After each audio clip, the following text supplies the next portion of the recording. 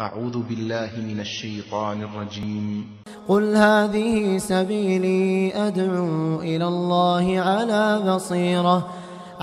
بصيرة أنا ومن اتبعني وسبحان الله وما أنا من المشركين.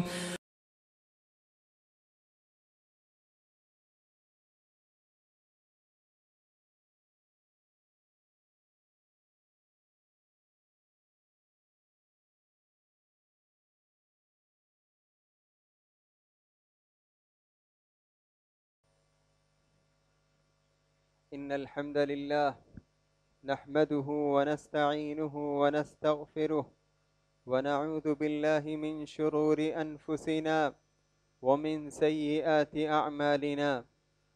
من يهده الله فلا مضل له ومن يضلله فلا هادي له. وأشهد أن لا إله إلا الله وحده لا شريك له وأشهد أن محمدا عبده ورسوله. فأعوذ بالله من الشيطان الرجيم. بسم الله الرحمن الرحيم. يا أيها الذين آمنوا اتقوا الله حق تقاته ولا تموتن إلا وأنتم مسلمون. يا أيها الناس اتقوا ربكم الذي خلقكم من نفس واحدة وخلق منها زوجها وبث منهما رجالا كثيرا ونساء واتقوا الله الذي تساءلون به والأرحام إن الله كان عليكم رقيبا. يا أيها الذين آمنوا اتقوا الله وقولوا قولا سديدا يصلح لكم أعمالكم ويغفر لكم ذنوبكم ومن يطع الله ورسوله فقد فاز فوزا عظيما.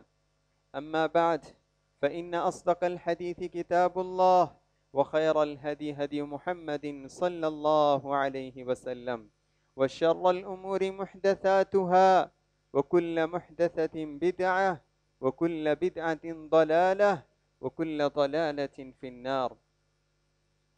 قال الله تعالى في القرآن المجيد. بسم الله الرحمن الرحيم.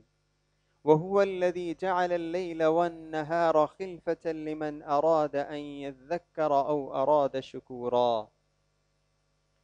ہر قسم کی تعریف و توصیف، کبریائی اور بڑائی اس وحدہ لا شریک کے لیے لائق و زیبا ہے جو آسمان و زمین اور ہم تمام لوگوں کا خالق، مالک، رازق ہے۔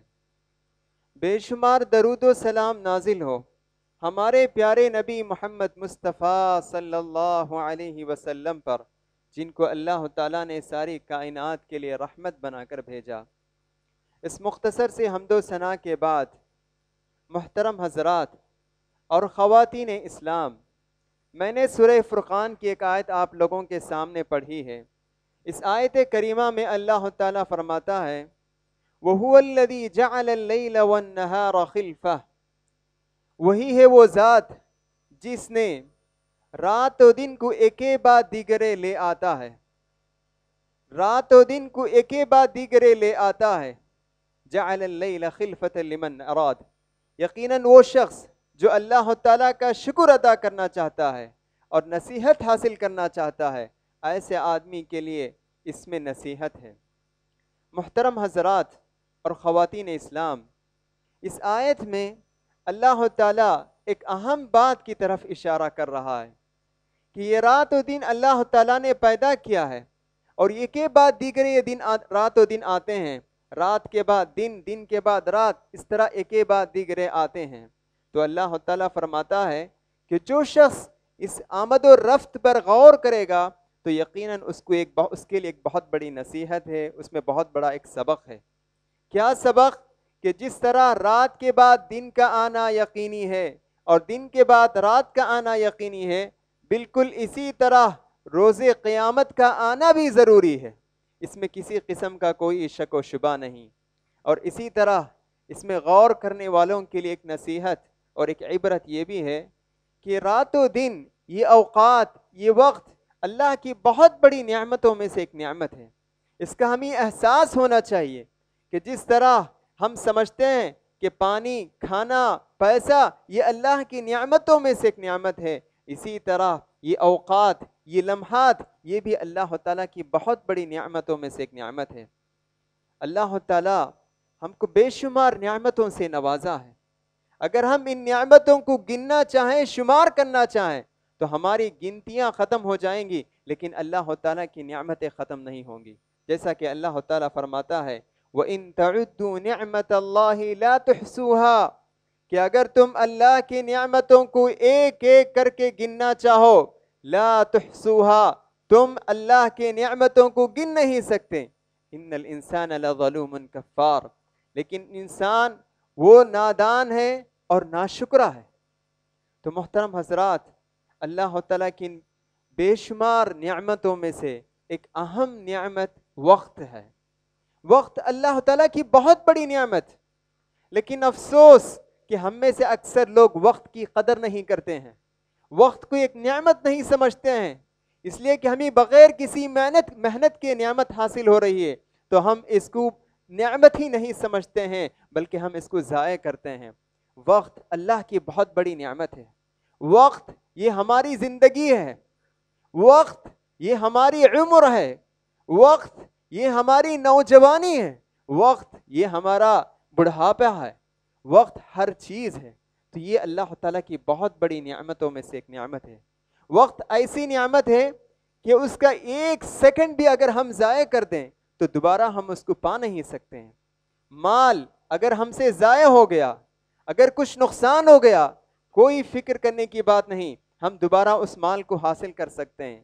اگر عہدہ، منصب، پوسٹ، پوزیشن اگر ہم سے چھوٹ گیا، اگر ہم نے اس کو کھو دیا، کوئی بات نہیں، محنت کر کے ہم دوبارہ اس پوزیشن کو، اس عہدے کو ہم حاصل کر سکتے ہیں۔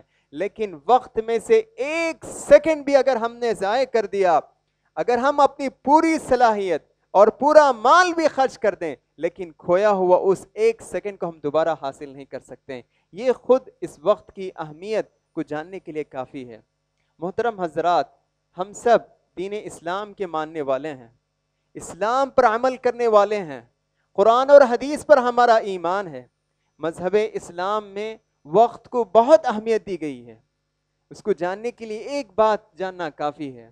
دیکھیے، اسلام میں جتنی بھی عبادتیں ہیں، جتنی بھی بڑی بڑی عبادتیں ہیں، وہ ساری عبادتیں وقت کے ساتھ مربوط ہیں، وقت کے ساتھ جوڑ دیا گیا ہے۔ مثال کے طور پر کلمہ شہادت کے اقرار کرنے کے بعد سب سے پہلی عبادت جو مرد اور عورت پر جو فرض ہوتی ہے وہ عبادت ہے نماز۔ نماز کا وقت سے بہت گہرا تعلق ہے۔ اللہ نے قرآن مجید میں کہا ان الصلاة كانت على المؤمنین کتابا موقوتا، کہ نماز مومنوں پر فرض ہے، مومنوں پر اس کے وقت مقررہ پر ادا کرنا فرض ہے۔ اگر کوئی شخص نماز کو اس کے وقت مقررہ سے پہلے ادا کرتا ہے تو اس کی نماز بیکار ہو جائے گی، اس کی نماز اللہ کے پاس قابل قبول نہیں، رد کر دی جائے گی، اگرچہ کہ وہ کس قدر خشوع اور خضوع کے ساتھ بھی نماز ادا کریں، لیکن اگر وہ وقت مقررہ سے پہلے ادا کرتا ہے تو اس کی نماز کا کوئی اعتبار نہیں۔ فجر کی نماز فجر صادق کے بعد ہی پڑھنی چاہیے۔ اگر کوئی شخص فجر صادق سے پہلے فجر کی نماز پڑھتا ہے تو اس کی نماز کا کوئی اعتبار نہیں۔ ظہر کی نماز زوال آفتاب، سورج کے زوال کے بعد ہی پڑھنا چاہیے۔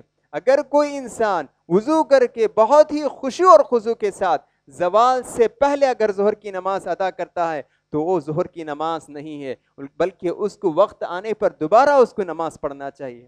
اسی طرح مغرب کی نماز سورج کے غروب ہونے کے بعد پڑھنی چاہیے۔ اگر کوئی شخص سورج کے غروب ہونے سے پہلے ہی مغرب کی نماز پڑھتا ہے تو اس کی نماز مقبول نہیں۔ دیکھیے کیسے اللہ تعالیٰ نے اس نماز کو وقت کے ساتھ جوڑ کر وقت کی اہمیت کو اللہ تعالیٰ ہمیں واضح کرتا ہے کہ وقت کی قدر کرو۔ یہی نہیں، زکوٰۃ، نماز کے بعد جو تیسرا رکن ہے زکوٰۃ ہے۔ زکوٰۃ اسی وقت فرض ہوتی ہے جب اس پر 1 سال گزر جائیں۔ ہاں یہ تو جائز ہے، لیکن اس سے پہلے بھی ہم دے سکتے ہیں، لیکن کب فرض ہوتی ہے؟ جب مکمل اس پر 1 سال ہمارے پاس مال ہو، نصاب کے حد تک ہمارے پاس مال ہو، اور اس پر 1 سال جب گزر جاتا ہے تو اسی وقت زکوٰۃ فرض ہوتی ہے۔ اسی طرح رمضان کا مہینہ ہے، رمضان کے چاند دیکھنے کے بعد ہی ہم رمضان کا روزہ رکھ سکتے ہیں. رمضان کا چاند دیکھنے سے پہلے اگر کوئی روزہ رکھتا ہے تو وہ روزہ مقبول نہیں. اسی طرح حج، اس کی بھی دیکھ لیجئے کہ ذی الحج کے ساتھ خاص ہے، 9 ذی الحجہ، 10 ذی الحجہ. تو اس طرح وقت کے ساتھ ساری عبادتیں اللہ تعالیٰ جوڑ دیا ہے. تو یہاں یہ بتانا مقصد ہے کہ مسلمانوں وقت کی قدر کرو. جس طرح عبادتیں وقت مقررہ پر ادا کی جاتی ہے، تم بھی اپنا کام وقت مقررہ پر ادا کرو. وقت کی قدر و قیمت کو جانو اور اس کی قدر کرو. یہی نہیں، قرآن مجید جب ہم پڑھتے ہیں تو اللہ تعالیٰ وقت کی جو مختلف اوقات ہیں ان کی قسم کھاتا ہے. والعصر، زمانے کی قسم. والضحیٰ، چاشت کے وقت کی قسم. والفجر، فجر کے وقت کی قسم. واللیل اذا یغشا، رات کی قسم. والنہار، دن کی قسم. تو اللہ تعالیٰ قسم کھاتا ہے مختلف اوقات کے.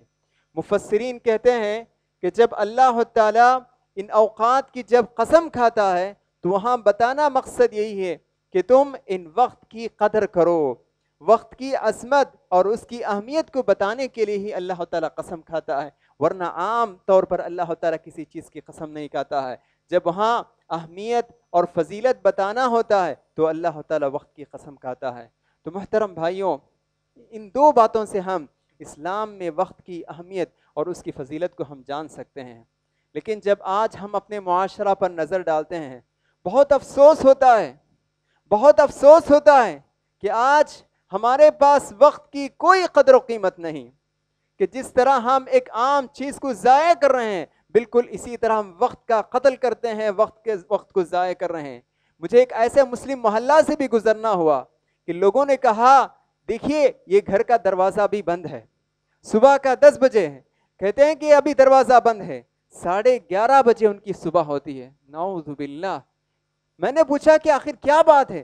کہتے ہیں کہ رات میں دیر تک گپ شپ کرتے رہتے ہیں، باتیں کرتے رہتے ہیں، رات میں دیر سے سوتے ہیں اور پھر اس کے بعد صبح ہوتی ہے 11:30 بجے، 12 بجے کے قریب. نعوذ باللہ. دیکھیں کتنا وقت کا ضیاع ہے. ایک سروے اور رپورٹ کے مطابق ایک ہندوستانی اسمارٹ فون میں 5 گھنٹے ضائع کرتا ہے. 5 گھنٹے صرف اسمارٹ فون دیکھتے دیکھتے، گیم کھیلتے، سوشل میڈیا وغیرہ پر 5 گھنٹے ضائع کرتا ہے. کتنے قیمتی لمحات ہیں 5 گھنٹے. یہ 1 سیکنڈ اگر ہم ضائع کرتے ہیں تو دوبارہ ہم اس کو حاصل نہیں کر سکتے. لیکن 5 گھنٹے ایک سروے کے مطابق، رپورٹ کے مطابق کہتے ہیں کہ ہر ہندوستانی یا تقریباً ہندوستانی 5 گھنٹے جو ہے اسمارٹ فون پر ضائع کرتے ہیں. تو ایک ہفتے میں 35 گھنٹے یعنی 1 دن سے زیادہ جو ہے وہ ضائع کر دیا. تو ایسے ہم دیکھتے ہیں کہ بیکار باتوں میں، کھیلوں میں ایسے ہی ہم وقت ضائع کرتے ہیں. اسلام کھیل کود کا مخالف نہیں. ہاں ہم کھیل سکتے ہیں، کود سکتے ہیں، وہ کھیل سکتے ہیں جس میں انسان کے لیے فائدہ ہے. لیکن ایسے بیکار کھیل کھیلنا، بیکار چیزوں میں ہم اپنے وقت کو ضائع کرنا، تو یقیناً یہ کسی مسلمان کا شیوا نہیں. محترم حضرات، جب حشر کا میدان قائم ہوگا، جب حشر کا میدان ہوگا تو ہر انسان کو چند سوالات کے جوابات دینے ہوں گے. ان سوالات کے جوابات دینے کے بغیر، ان سوالات کے جوابات دیے بغیر کسی آدمی کا قدم ہٹ نہیں سکتا ہے. یہ سوالات بہت اہم ہیں. جب تک اللہ تعالیٰ کے پاس ہم ان سوالات کے جواب نہیں دیں گے تو ہمارا قدم نہیں ہٹے گا. اللہ کے رسول فرماتے ہیں لا تزول قدم عبد، کہ قیامت کے دن حشر کی عدالت جب قائم ہوگی، جب تک ہم اللہ کے ان چند سوالات کے جوابات نہیں دیں گے تو بنو آدم کے کسی بھی بندے کا قدم ہٹ نہیں سکتا ہے. ان میں سے ایک سوال یہ ہے وعن عمرہ فیما افناہ.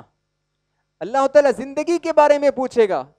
70 سال، 80 سال، 40 سال زندگی میں نے تمہیں عطا کی، اس زندگی کے لمحات کو تم نے کیسے خرچ کیا؟ اللہ کے پاس اس کا جواب دینا ہوگا. اگر ہم ہر دن 5 گھنٹے موبائل فون پر یا سوشل میڈیا پر اگر ہم ضائع کرتے ہیں تو اللہ کے پاس ہم کیا جواب دیں گے؟ اس کا ہمیں محاسبہ کرنا چاہیے، حساب لینا چاہیے. وعن شبابک، صرف یہی نہیں، نوجوانی کا مرحلہ انسانی زندگی میں سب سے اہم مرحلہ ہوتا ہے. انسان ہر قسم کے اچھے کام بھی نوجوانی کے مرحلے میں کر سکتا ہے اور برائی بھی نوجوانی کے مرحلے میں زیادہ کر سکتا ہے. تو نوجوانی کے مرحلے کے بارے میں بھی اللہ تعالیٰ قیامت کے دن سوال کرے گا کہ تم نے اپنی نوجوانی کو کیسے استعمال کیا. محترم حضرات، اس سے ہم اندازہ لگا سکتے ہیں کہ وقت کو ضائع کرنا یہ کتنا بڑا گناہ ہے۔ قیامت کے دن اللہ تعالیٰ گنہگاروں کو جہنم میں پھینک دے گا، گنہگاروں کو جہنم میں پھینک دے گا۔ جب وہ آگ کی سزا پائیں گے، جب وہ آگ میں جلتے رہیں گے، تو اللہ سے چلا چلا کر چیخ چیخ کر کہیں گے وَهُمْ يَصْطَرِخُونَ فِيهَا رَبَّنَا أَخْرِجْنَا نَعْمَلْ صَالِحًا غَيْرَ الَّذِي كُنَّا نَعْمَلْ۔ جہنمی گنہگار چیخ چیخ کر چلا کر اللہ سے کہیں گے پروردگارا ربنا اخرجنا نعمل صالحا، اس جہنم سے تو ہمیں نکال دے، نعمل صالحا، ہم نیک عمل کریں گے۔ تو اللہ تعالیٰ کہے گا اولم نعمرکم ما يتذکر فیہ من تذکر وجاءکم النذیر، کیا میں نے تمہیں اتنی زندگی نہیں دی کہ اس میں اگر کوئی انسان نصیحت حاصل کرنا چاہے تو نصیحت حاصل کر سکتا ہے؟ میں نے 70 سال 80 سال کی زندگی میں نے تم کو دی تھی، اگر تم اس میں کچھ نصیحت حاصل کرنا چاہتے تھے تو تم نصیحت حاصل کر سکتے، لیکن تم نے یہ 70 سال 80 سال ضائع کر دی اور اب تم چلا رہے ہو، چیخ رہے ہو، اب تمہیں کوئی موقع نہیں۔ دیکھیے زندگی اگر ہم ضائع کر دیے تو پھر دوبارہ ہمیں اللہ تعالیٰ موقع نہیں دے گا۔ اسی لیے اللہ کے رسول صلی اللہ علیہ وسلم فرماتے ہیں اغتنم خمسا قبل خمس، 5 چیزوں سے پہلے غنیمت جانو۔ تو اس میں سے ایک اللہ کے رسول نے فرمایا حیاتک قبل موتک، اپنی زندگی کو موت سے پہلے تم غنیمت جانو۔ انسان کی زندگی کی کوئی گارنٹی نہیں، 1 سیکنڈ کے لیے بھی ہم گارنٹی نہیں دے سکتے ہیں۔ ہر چیز کی گارنٹی کچھ ہو سکتی ہے، ہر چیز جو بھی ہم دکان سے خریدتے ہیں کم سے کم بتا سکتے ہیں کہ یہ چیز ایک چند گھنٹے تک محفوظ رہ سکتی ہے، لیکن انسانی زندگی کی کوئی گارنٹی نہیں۔ بس ہم اس لمحے میں یہاں ہم بقید حیات ہیں، ابھی نماز کے بعد کیا ہوگا اس کا بھی ہم کچھ نہیں کہہ سکتے ہیں۔ تو اللہ کے رسول کہتے ہیں جتنا کچھ تمہارے پاس، جو زندگی کے جو لمحات تمہارے پاس باقی ہیں، تم ان کی قدر کرو اور ان سے فائدہ اٹھانے کی کوشش کرو۔ وصحتک قبل سقمک، اور جو صحت مندی اللہ نے تمہیں دی ہے اس کی اہمیت کو جانو، اور جب تک صحت مند ہیں تو اس میں نیک عمل کر کے تم اس میں فائدہ اٹھانے کی کوشش کرو۔ اور اللہ کے رسول صلی اللہ علیہ وسلم نے ایک مرتبہ عبداللہ بن عمر رضی اللہ عنہ کو نصیحت کرتے ہوئے کہا کہ اے عبداللہ، تم اگر اس دنیا میں رہنا چاہتے ہو تو ایک مسافر بن کر زندگی گزارو، ایک مسافر بن کر زندگی گزارو۔ تو پھر آگے اس حدیث میں آتا ہے کہ عبداللہ بن عمر رضی اللہ عنہ لوگوں سے کہا کرتے تھے اذا اصبحت فلا تنتظر المساء، جب تم صبح کرو تو شام کا انتظار نہ کرو، اور جب تم شام کرو تو صبح کا انتظار نہ کرو۔ صبح سے شام کے بیچ میں کچھ بھی ہو سکتا ہے، موت بھی آ سکتی ہے۔ تو یہ جو اوقات، جو لمحات جو تمہیں ملے ہیں، تم ان کو غنیمت سمجھو اور اس پر تم عمل کرنے کی کوشش کرو۔ تو محترم حضرات، یہ جو لمحات، جو مبارک لمحات جو ہماری زندگی جو ہمیں ملی ہے، یہ اللہ تعالیٰ کی بہت بڑی نعمت ہے۔ اللہ نے ہمیں دنیا میں ٹائم پاس کرنے کے لیے نہیں بھیجا، وقت ضائع کرنے کے لیے نہیں بھیجا ہے، بلکہ یہ آخرت کی کھیتی ہے، آخرت کی کھیتی ہے۔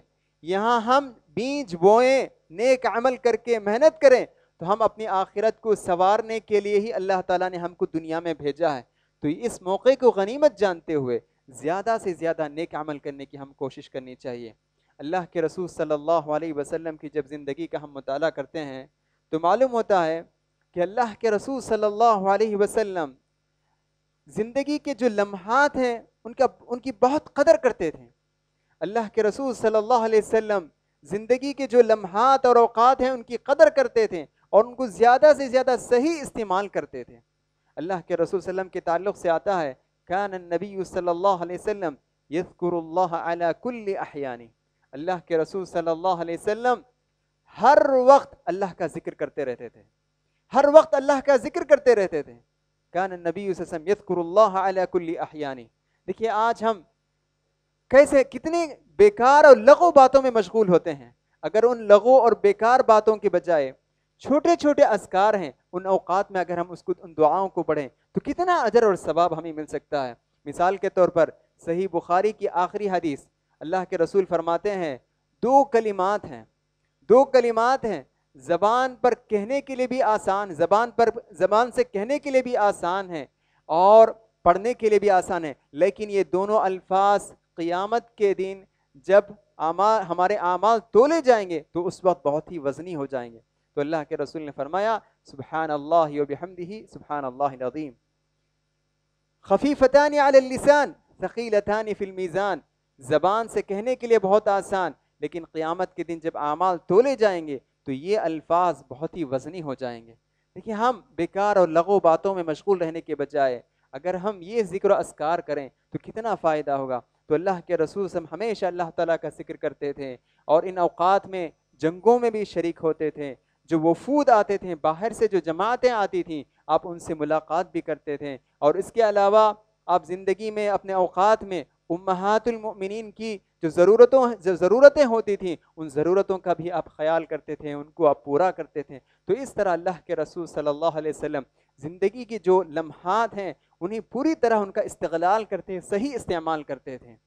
سلف صالحین سبحان اللہ وقت کی بہت قدر کرتے تھے. امام حسن بصری رحمۃ اللہ علیہ بہت بڑے تابعی ہیں. وہ کہتے ہیں کہ میں نے صحابہ اکرام کو ایسا دیکھا ہے کہ وہ لوگ وقت کو اس طرح سمجھتے ہیں، اس وقت کو اتنی اہمیت دیتے ہیں جس طرح کہ تم سونا اور چاندی کو اہمیت دیتے ہیں.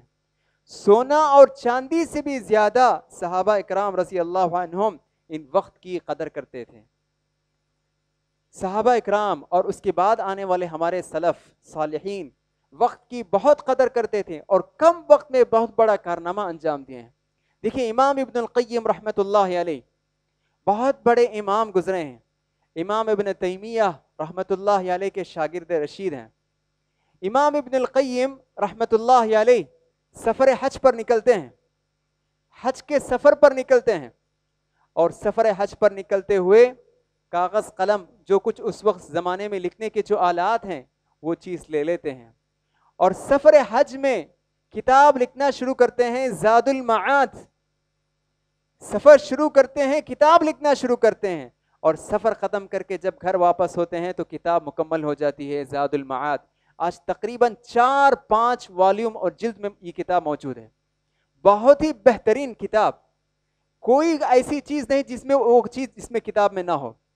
تفسیر بھی اس کتاب میں ہے، احکام بھی اس کتاب میں ہے، سیرت بھی اس کتاب میں ہے، عقیدے کی باتیں بھی اس کتاب میں. اتنی لاجواب کتاب، بس ایک سفر حج میں انہوں نے ایک کتاب تیار کر دی. امام ابن تیمیہ رحمۃ اللہ علیہ بہت بڑے عالم، جیسا کہ میں نے ابھی کہا بہت بڑے عالم، کئی کتابیں ہیں، قرآن اور حدیث کے سب سے ماہر علماء میں سے ان کا شمار ہوتا ہے. ان کے بارے میں آتا ہے کہ لوگوں نے ان سے پوچھا، واسط ایک بستی کا نام ہے، تو ان لوگوں نے پوچھا کہ اے امام صاحب اگر عقیدے کے متعلق اگر آپ کوئی چھوٹی سی کتاب آپ تیار کر دیں تو ہمارے لیے زیادہ بہتر ہوگا. تو کہتے ہیں کہ ظہر اور عصر کے درمیان انہوں نے ایک کتاب لکھ دی جسے ہم عقیدہ واسطیہ کے نام سے جانتے ہیں، اور آج بڑی بڑی یونیورسٹیوں میں یہ کتاب نصاب میں شامل ہے. لوگ پڑھتے ہیں، پڑھاتے ہیں، اس کی تشریح کرتے ہیں، شرح کرتے ہیں، اور اس کی بہت بڑی بڑی مجلدیں ہیں، تشریح وغیرہ کی بہت بڑی مجلدیں ہیں. سبحان اللہ، دیکھیے کیسے وقت کا صحیح استعمال کیے ہیں. تو بہرحال ان تمام باتوں کا خلاصہ یہ ہے کہ ہمارے پاس جو وقت ہیں ان کی ہم قدر کریں اور نیک عمل کر کے زیادہ سے زیادہ ہم اجر و ثواب کمانے کی کوشش کریں. تو محترم بھائیوں اور دوستوں اور اسلامی ماؤں اور بہنوں، دیکھیے آج کل ہمارے پاس سمر ہالیڈے ہیں، ویکیشن شروع ہو گیا ہے. کالج، یونیورسٹی، اسکولز ہر جگہ جو ہے سمر ہالیڈیز کا اعلان ہو چکا ہے.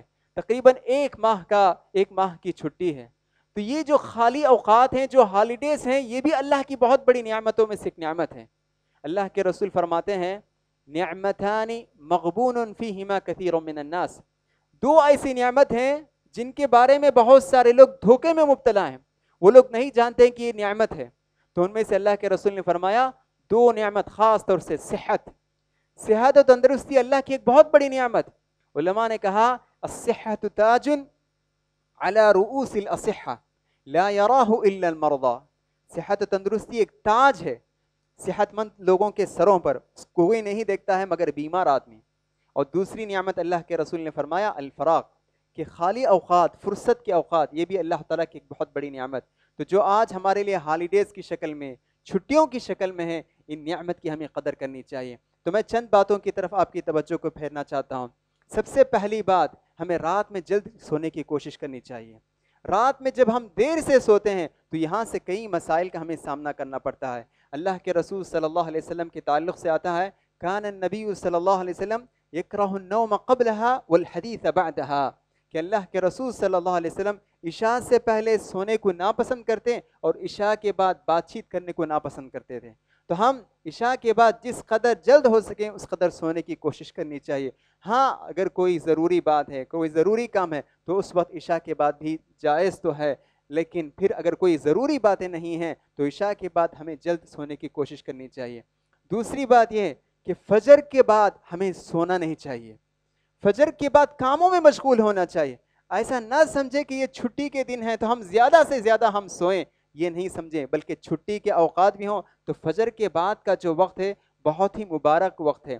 صخر بن وداعہ رضی اللہ عنہ کہتے ہیں کہ اللہ کے رسول صلی اللہ علیہ وسلم نے یہ دعا کی, اللہم بارک لامتی فی بکورہا, یا اللہ میری امت کے لیے صبح کے اوقات میں تو برکت دے.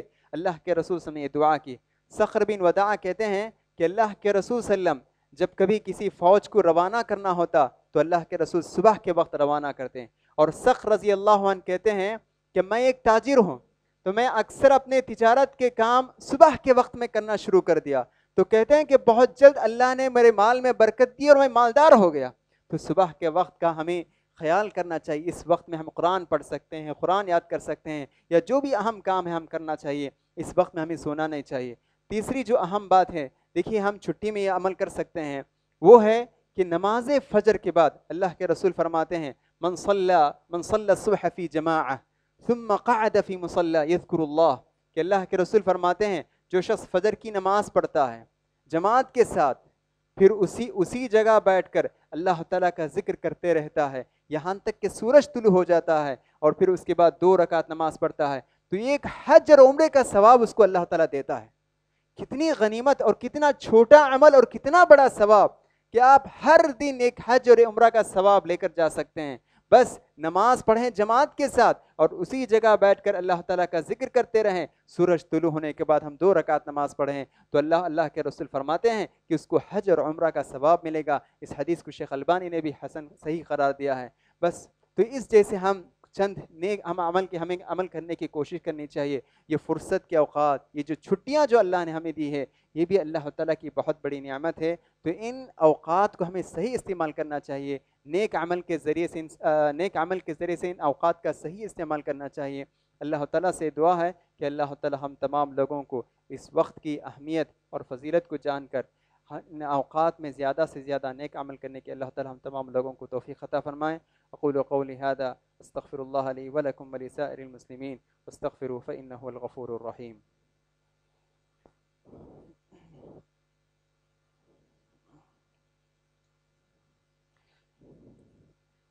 نحمده ونصلي على رسوله الكريم اما بعد. محترم حضرات اور خواتین اسلام, چھٹیوں کا موسم ہے, ہالیڈے ہے, سمر ہالیڈیز. جیسا کہ میں نے کہا سارے اسکولز, کالج, یونیورسٹی ہر جگہ سمر ہالیڈیز کا اعلان ہے. تو ان اوقات میں ایک اہم کام جو ہم کر سکتے ہیں, دینی علم حاصل کرنا چاہیے. یہ سمر ہالیڈے ایک بہت ہی مناسب وقت ہے کالج اور یونیورسٹی اور اسکول کے طلباء کے لیے کہ ہم دینی علم ان اوقات میں حاصل کر سکتے ہیں. یہ بہترین موقع ہے. علم دین حاصل کرنا ہر ایک مسلمان مرد اور عورت پر ضروری ہے. تو اس کے لیے ہم سال کے 11 مہینے ہم اکیڈمک پڑھتے ہیں, اکیڈمک سبجیکٹس پڑھتے ہیں, سائنس پڑھتے ہیں, سوشل سائنس, ساری چیزیں پڑھتے ہیں. کم سے کم ہم اس 1 مہینہ میں ہم یا کچھ دن, اس مہینہ میں سے کچھ دن ہمیں طلب علم کے لیے, علم دین حاصل کرنے کے لیے خاص کرنا چاہیے. اس کے لیے بہت مناسب ہے کہ ہر محلہ میں سمر کورس قائم کریں, سمر کورس چلائیں, اور ہر ایریا کے جو کالج اور اسکول میں پڑھنے والے بچے ہیں ان کے لیے اس سمر کورس میں جوائن کرنے اور اس میں شریک ہونے کی انہیں ترغیب دیں, انہیں خواہش دلائیں کہ اس کے ذریعے سے انہیں علم دین حاصل کرنے کا موقع عنایت کریں. دیکھیے آج ہمارے طلباء میں بہت ساری خرابی ہیں, بہت ساری خرابی ہیں. ایک تو عقیدے کی خرابی, جانتے ہوئے یا نہ جانتے ہوئے شرک کے دلدل میں پھنسے ہوئے ہیں. عقیدے کی خرابی, عبادت میں سستی اور غفلت, عبادت میں سستی اور غفلت ہے. نماز پڑھنا اگر کہیں تو سستی اور غفلتی کا مظاہرہ کرتے ہیں. یہی نہیں، اخلاقی خرابیاں بھی بہت زیادہ ہیں. اسکول میں پڑھنے والے بچے ڈرگس کے عادی ہو گئے ہیں، نشاور چیزوں کے استعمال کرنے کے عادی ہو گئے ہیں. ان ساری چیزوں کا اگر سبب ہم معلوم کرنا چاہیں تو اس کا ایک ہی سبب ہے دینی علم سے دوری. تو یہ جو ہالیڈیز کا جو موسم آ رہا ہے تو مسجد کے ذمہ دار یا مرکز کے ذمہ دار ہر جگہ ہر ایریا میں ایسے سمر کورس مردوں کے لیے بھی اور عورتوں کے لیے بھی ہمیں منعقد کرنا چاہیے. اس کے ذریعے سے ہم دینی علم حاصل کرنا چاہیے. دیکھیے دینی علم حاصل کرنے کا شوق صحابہ میں بہت زیادہ تھا. عمر بن خطاب رضی اللہ عنہ دوسرے بڑے خلیفہ ہیں. عمر بن خطاب رضی اللہ عنہ کے تعلق سے آتا ہے کہ انہوں نے اپنے ایک پڑوسی سے معاہدہ کر لیا کہ میں ایک دن تجارت کے لیے جاؤں گا تو تم اس وقت اللہ کے رسول کے پاس پہنچنا اور علم حاصل کرنا. پھر دوسرے دن میں اللہ کے رسول کے پاس جاؤں گا اور میں علم حاصل کروں گا اور پھر میں واپس آ کر جو کچھ میں سیکھا وہ آپ کو بتاؤں گا. تو اس طرح عمر بن خطاب رضی اللہ عنہ اپنے پڑوسی سے معاہدہ کیے تھے کہ تم ایک دن علم حاصل کرو گے پھر تم آ کر مجھے بتاؤ گے کہ تم نے کیا سیکھا ہے. پھر دوسرے دن میں جاؤں گا اور میں علم حاصل کروں گا اور میں تمہیں سکھاؤں گا کہ میں نے کیا سیکھا ہے. تو اس طرح عمر بن خطاب رضی اللہ عنہ علم حاصل کرتے تھے. تو یہ بہترین موقع ہے، ہمیں علم حاصل کرنا چاہیے. اسی طرح یہ سمر ہالیڈیز میں جو کالج کے طلباء، یونیورسٹی کے طلباء، میں دیکھتا ہوں کہ کہیں موقع پر، بہت سارے موقع پر کہ کالج کے طلباء ہوتے ہیں بہت اعلیٰ ڈگری حاصل کر رہے ہیں، لیکن قرآن مجید جب ہم ان سے کہتے ہیں کہ پڑھو تو پڑھ نہیں پاتے ہیں، تجوید کے ساتھ ترتیل کے ساتھ پڑھ نہیں پاتے ہیں. یہ ڈگری کون سی ہے؟